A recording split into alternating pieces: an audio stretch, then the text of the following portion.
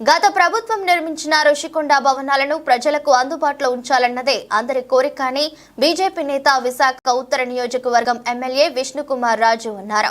రుషికొండ భవనాలను మ్యూజియంగా మార్చాలని కోరుతూ బుద్ధిస్ట్ మాన్యుమెంట్ ప్రతినిధులు ఎమ్మెల్యే విష్ణుకుమార్ రాజుని కలిసి వినతిపత్రం అందజేశారు. ఈ సందర్భంగా విష్ణుకుమార్ రాజు మాట్లాడుతూ తన వ్యక్తిగత అభిప్రాయం కూడా మ్యూజియంగా మారిస్తే మంచిదని తెలియజేశారు. ఇదే విషయాన్ని ముఖ్యమంత్రి చంద్రబాబు నాయుడు దృష్టికి తీసుకువెళ్తానని తెలిపారు. అదేవిధంగా గత ప్రభుత్వ హయాంలో రుషికొండ భవనాలు నిర్మాణానికి సంబంధించి కోట్ల రూపాయల అవినీతి జరిగిందని, దీనిపై దర్యాప్తు జరగాల్సిన అవసరం ఉందని తెలిపారు.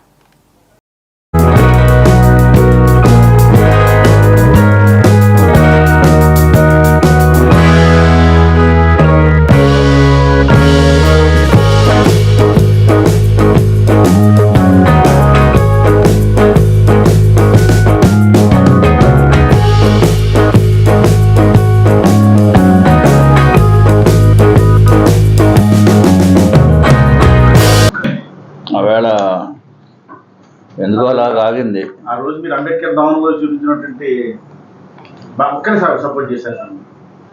ఇప్పుడు గంటా శ్రీనివాస్ గారు కలెక్టర్. నమస్కారం.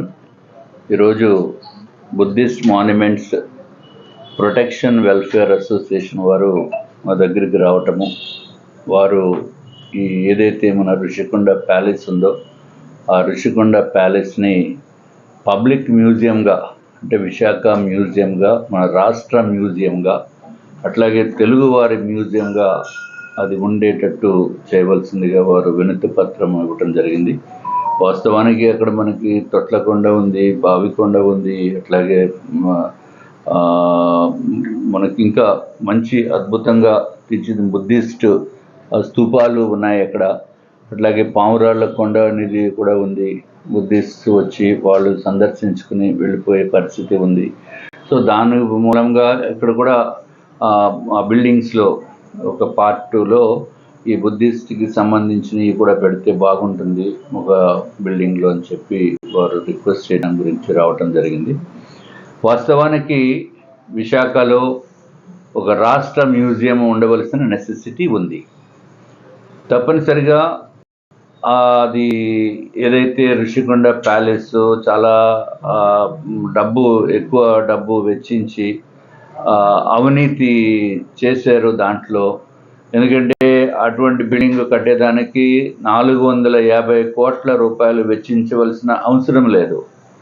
కేవలము 350 కోట్లతోనే అది డెఫినెట్గా అద్భుతంగా తీర్చిదిద్దచ్చు.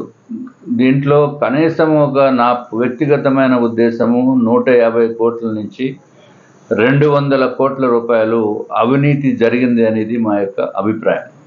దానిపైన ప్రభుత్వము ఎంక్వైరీ వేయాలి. ఎంక్వైరీలో థర్డ్ పార్టీ ఎంక్వైరీ వేసి దీంట్లో నిజాలు దాన్ని తేల్చవలసిన అవసరం ఉంది. అది సెపరేట్ ఇష్యూ.